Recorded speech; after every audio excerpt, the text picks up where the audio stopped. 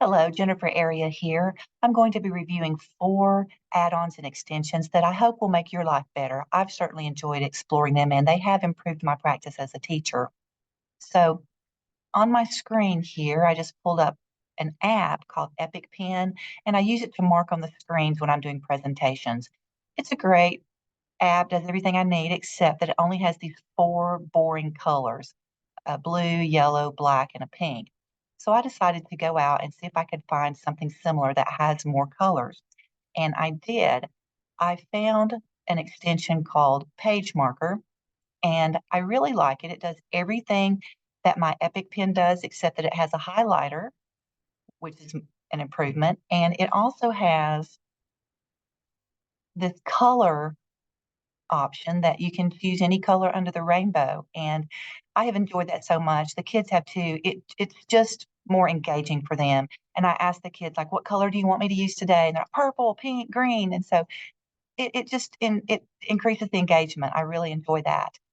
Um, Works just like the Epic Pen. You can get it and write anything that you want. Math rocks. Social studies is great. Whatever you want to write, you can, erase part of it or you can put everything in the trash. The only downside is that it does not work if you put your presentation into slideshow. You have to pull it down like this to write on it, whereas the Epic Pen will write on things when they're in slideshow. And another downside is it's more challenging to move this to your extended screens. I know a lot of my presentations are on my second screen that I present to the kids. And if I want this to go over there, I can't just slide it easily over. I have to take this tab and slide it over. So everything has to be on the main screen first before you can move it over. But that's doable. It's certainly something that I can work with. Okay, so the next extension that I want to talk about is called Read Aloud. So Read Aloud is doesn't do anything above and beyond what a lot of the Read Aloud programs or text to speech programs give us, like in our testing platforms. They're built in a lot of platforms nowadays. But if a student is online looking at the internet, or maybe they have a assignment in front of them and they don't have that built in, this is a wonderful extension that they can just click on easily at the top of their screen and get that. So let me pull up some text, and then we'll go up to this extension and open the Read Aloud so you can see how it works. You may not be able to hear it reading while I'm recording, but you can highlight whatever is on your screen and it will read it. Just, highlight this and click Read Aloud and it starts reading for you. You probably can't read it while I'm recording, but I can tell you how it works with the settings. It's, like I said, it's very simple. It's nothing significantly different from other read alouds that I've seen. You can select voice. This one I like because it's got the different Spanish voices, and we have a lot of Hispanic kids in our school, so that's nice. You can change the speed, the pitch, the volume, text highlighting, audio playback.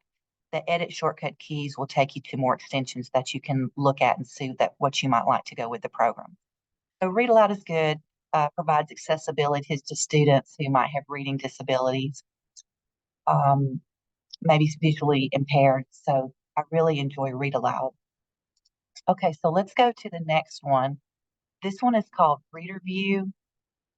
I like it because it just makes things easier to read if you have a dyslexia, reading disability, or if you're like me, getting older and your eyes are just getting older, and it's tiring to read long text. It changes it to more soothing colors. It gets rid of the extra information on the right and the left and at the top, and it helps you to just to focus on what you're reading. I think that students with dyslexia, but also with perhaps ADHD, might find this a useful tool. Over on the side, there's a lot of extras that I'm not going to take time to explore in this short video, but I will have a link on my blog that you can look at, and it can help. You can take the time on your own to explore that. So let me turn that one off.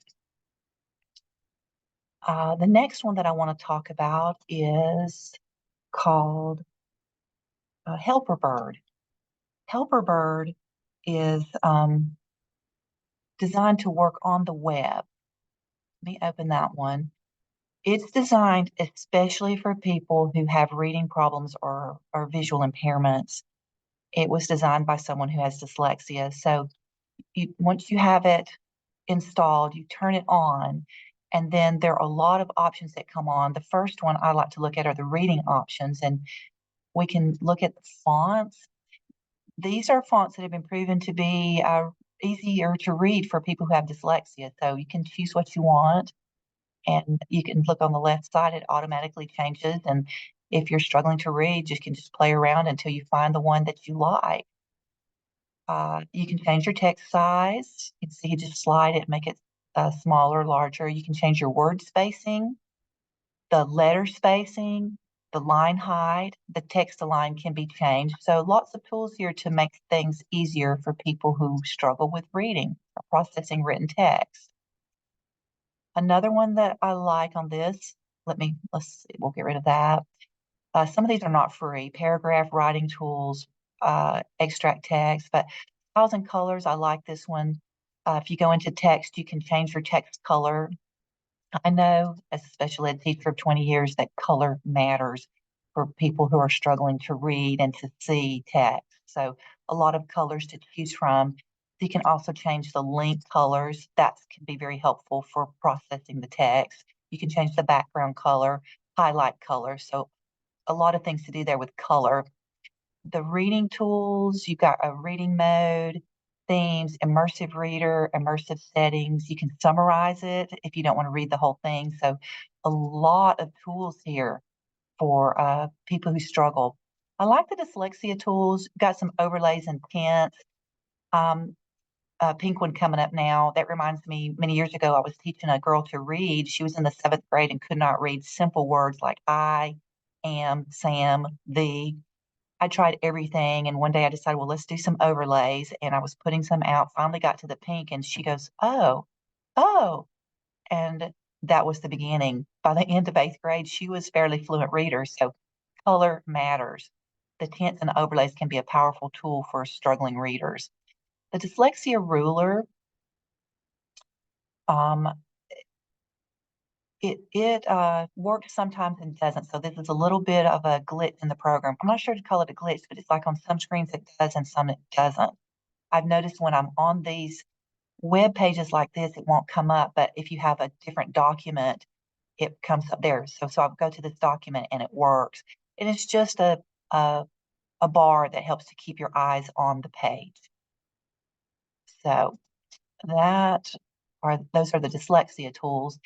And since this is a short video, I'm not going to take time to go through all of these, but I want to highlight them here. And you can see there are so many options in this add-on. I really enjoy this tool called Helper Bird. I'll put a link to their website on my blog so that you can go to that and easily get information in a tutorial. So I hope that you found this helpful. I've enjoyed exploring these tools, and they have certainly improved my practice as a special ed teacher.